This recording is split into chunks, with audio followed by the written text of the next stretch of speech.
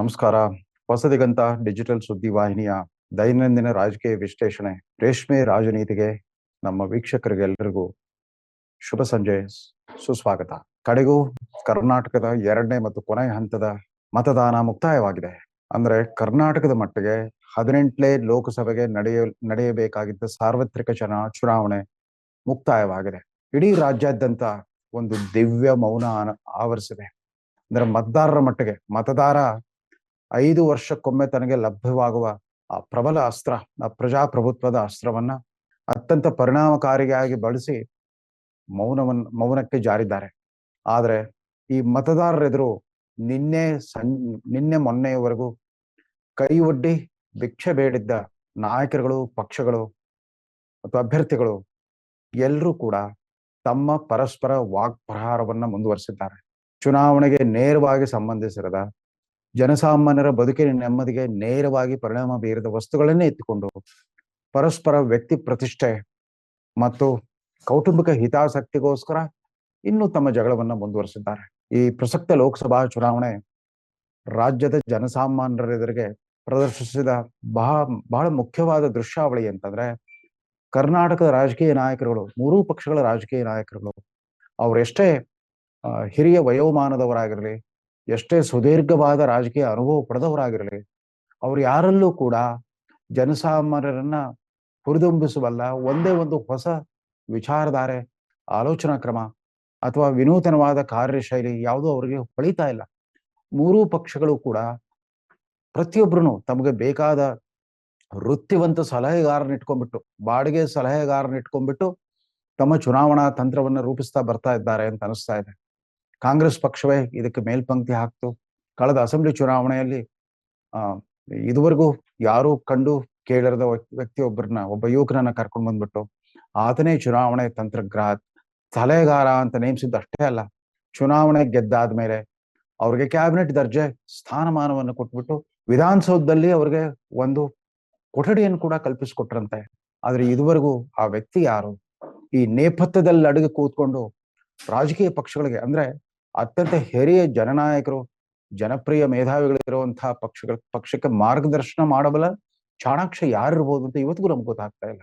ಆತನಿಗೆ ಕರ್ನಾಟಕದ ಸರ್ಕಾರದ ವತಿಯಿಂದ ಕ್ಯಾಬಿನೆಟ್ ದರ್ಜೆ ಸ್ಥಾನಮಾನ, ಸಂಬಳ, ಸವಲತ್ತುಗಳೆಲ್ಲ ದೊರೀತಾ ಇದ್ರು ಕೂಡ ಆತನ ತಂತ್ರಗಾರಿಕೆ ಏನು ಅನ್ನೋದು ಮಾತ್ರ ಗೊತ್ತಾಗ್ತದೆ ಹೊರತು ಆತ ಯಾರು ಅಂತ ಗೊತ್ತಿಲ್ಲ. ಅಂದ್ರೆ ಕರ್ನಾಟಕದ ರಾಜಕೀಯ ಪಕ್ಷಗಳ ನಾಯಕರುಗಳ ಒಂದು ಅಧ್ಯಯನಶೀಲತೆ, ಚಿಂತನಶೀಲತೆ ಮತ್ತು ವೈಚಾರಿಕತೆ ಇವೆಲ್ಲದರ ಒಂದು ಖಜಾನೆನೇ ಬರಿದಾಗ್ಬಿಟ್ಟಿದೆಯಾ?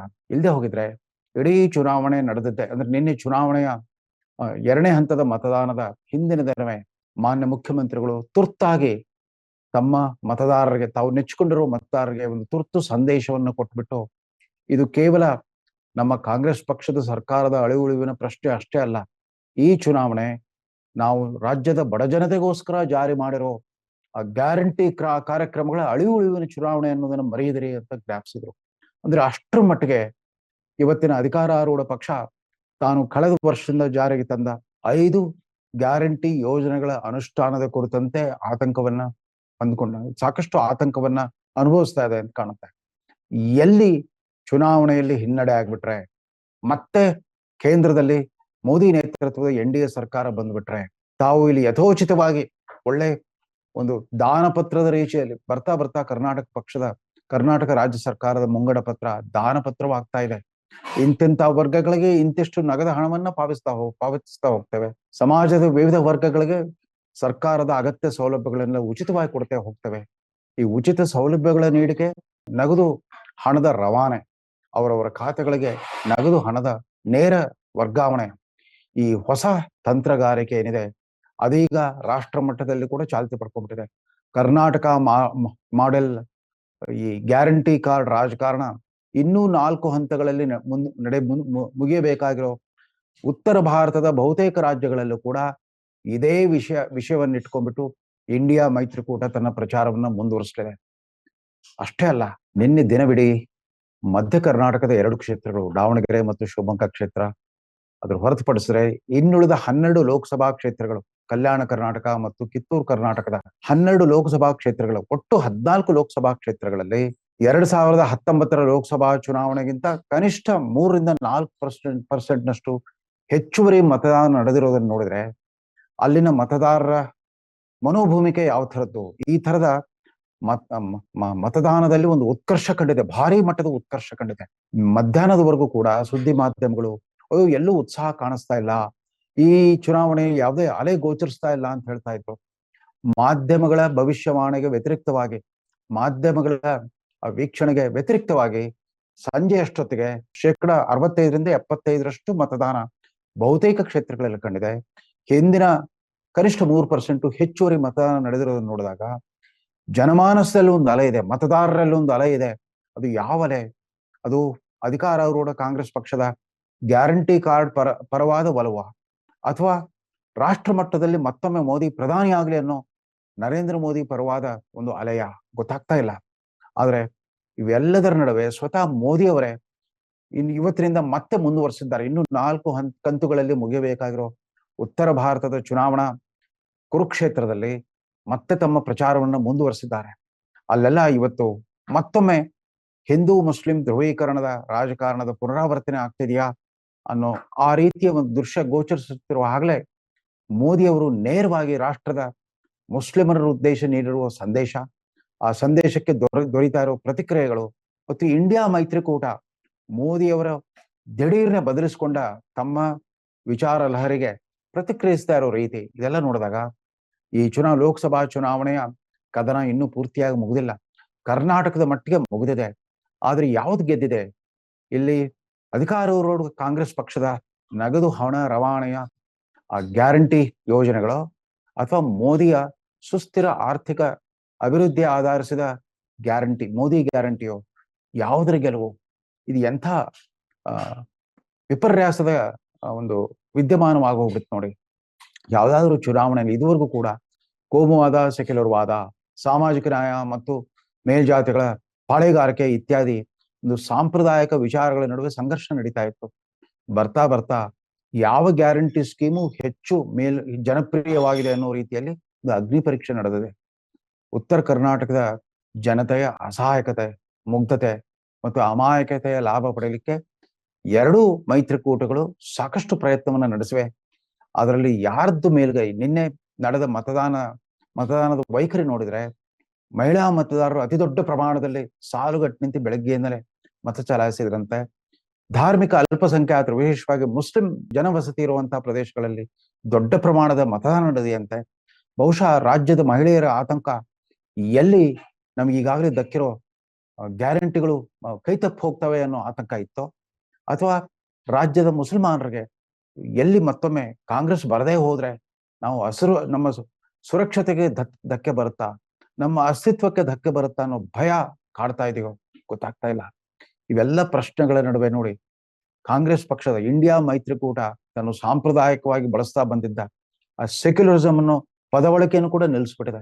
ಅದೇ ರೀತಿ ಭಾರತೀಯ ಜನತಾ ಪಕ್ಷದ ಮೈತ್ರಿಕೂಟ ಕೂಡ ಹಿಂದುತ್ವದ ಪದಬಳಕೆಯನ್ನ ನಿಲ್ಲಿಸ್ಬಿಡ್ತು. ಎಲ್ಲ ಒಂದ್ ಕಡೆ ಇದು ತುಷ್ಟೀಕರಣ ಮತ್ತು ಸಂತೃಪ್ತೀಕರಣ ನಡುವಿನ ಸಂಘರ್ಷ ಅಂತ ಮೋದಿ ಅವರು ನಿನ್ನೆಯಿಂದ ಒಂದು ಹೊಸ ವ್ಯಾಖ್ಯಾನವನ್ನೇ ಕೊಟ್ಬಿಟ್ಟಿದ್ದಾರೆ. ಅಂದ್ರೆ ಧರ್ಮಾಧಾರಿತ ವೋಟ್ ಬ್ಯಾಂಕ್ಗಳಿಗೆ ವಿವಿಧ ಆಮಿಷಗಳನ್ನು ನೋಡುತ್ತಾ ಅವರ ವೋಟ್ ಬ್ಯಾಂಕ್ಗಳನ್ನ ಗಟ್ಟಿಗೊಳಿಸ್ಕೊಳ್ಳೋದು, ಅದು ತುಷ್ಟೀಕರಣದ ರಾಜಕಾರಣ, ಅಪೀಸ್ಮೆಂಟ್. ಆದ್ರೆ ಯಾವುದೇ ಜಾತಿ ಧರ್ಮಗಳ ತಾರತಮ್ಯವಿಲ್ಲದೆ ಸರ್ವರಿಗೂ ಸಲ್ಲುವಂತ ಸಬಲೀಕರಣದ ಯೋಜನೆಗಳನ್ನು ಜಾರಿಗೊಳಿಸೋದು, ಅದು ಸಂತೃಪ್ತೀಕರಣದ ರಾಜಕಾರಣ. Politics of appeasement, politics of fulfilment ಅನ್ನೋ ಒಂದು ಹೊಸ ಪದ ಪ್ರಯೋಗವನ್ನ ನಿನ್ನೆಯಿಂದ ಮೋದಿಯವರು ಆರಂಭಿಸಿದ್ದಾರೆ. ಈ ಅಪೀಸ್ಮೆಂಟ್ ಪಾಲಿಟಿಕ್ಸ್ ಮತ್ತು ಫುಲ್ಫಿಲ್ಮೆಂಟ್ ಪಾಲಿಟಿಕ್ಸ್ ಇವುಗಳ ಸಂಘರ್ಷವನ್ನ ನಾಡಿನ ಮತದಾರರು, ವಿಶೇಷವಾಗಿ ಇನ್ನು ಮುಂದೆ ಮತ ಚಲಾಯಿಸಬೇಕಾಗಿರೋ ಪೂರ್ವ ಭಾರತ ಮತ್ತು ಉತ್ತರ ಭಾರತದ ಮತದಾರರುಗಳು ಎಷ್ಟು ಮಟ್ಟಿಗೆ ಅರ್ಥ ಮಾಡ್ಕೊಳ್ತಾರೆ?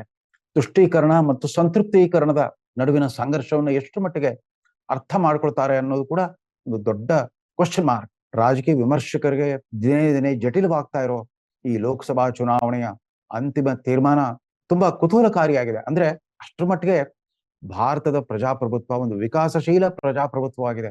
ಯಾರೂ ಕೂಡ ರಾಷ್ಟ್ರದ ಮತದಾರರನ್ನ ಹಗುರವಾಗಿ ಭಾವಿಸುವ ಹಾಗಿಲ್ಲ, ಅವರ ರಾಜಕೀಯ ವಿವೇಕವನ್ನ ಅನುಮಾನಿಸುವಂತಿಲ್ಲ, ಅವರ ರಾಜಕೀಯ ತಿಳುವಳಿಕೆಯನ್ನ ನಾವು ಅವಹೇಳನ ಮಾಡೋ ಹಾಗೇನೇ ಇಲ್ಲ.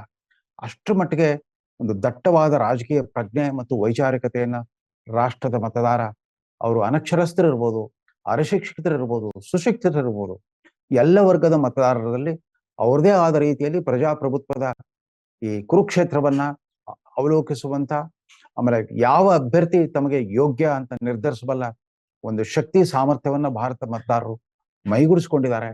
ಅಷ್ಟರ ಮಟ್ಟಿಗೆ ಕರ್ನಾಟಕದಲ್ಲಿ ಮತ್ತು ರಾಷ್ಟ್ರದ ಇತರ 13 ರಾಜ್ಯಗಳಲ್ಲಿ ನಡೆದ ಮತದಾನ ಭಾರತದ ಪ್ರಜಾಪ್ರಭುತ್ವದ ಗಟ್ಟಿತನವನ್ನ ಎತ್ತಿ ಹಿಡಿದಿದೆ. ಭಾರತದ ಜಾತ್ಯತೀತ ಸಂವೇದನೆಗಳ ಶಕ್ತಿ ಸಾಮರ್ಥ್ಯವನ್ನ ಇಡೀ ಜಗತ್ತಿಗೆ ತೋರಿಸ್ಕೊಟ್ಟಿದೆ. ಇದು ಒಂದು ಹೆಮ್ಮೆಯ ವಿಚಾರ.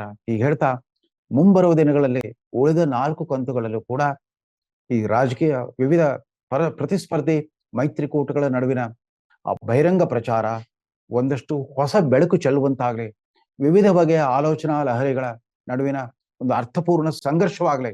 ಅದು ಕೇವಲ ಮೋದಿಯ ನಿಂದನೆ ಅಥವಾ ರಾಹುಲ್ ಗಾಂಧಿಯನ್ನ ಅಪಹಾಸ್ಯ ಮಾಡುವ ಮಟ್ಟಕ್ಕೆ ಮಾತ್ರ ಸೀಮಿತವಾಗಕೂಡದು. ಪಕ್ಷ ರಾಜಕಾರಣದ ಕುಟಿಲ ತಂತ್ರವನ್ನು ಮೀರಿದ ಮುತ್ಸದ್ದಿಗಳು ಈ ಚುನಾವಣೆಯಲ್ಲಿ ಗೆದ್ದು ಬರಲಿ ಅಂತ ಹಾರೈಸ್ತಾ ಈ ಸಂಚಿಕೆಯನ್ನು ಮುಕ್ತಾಯಗೊಳಿಸ್ತಾ ಇದ್ದೇನೆ. ನಮಸ್ಕಾರ.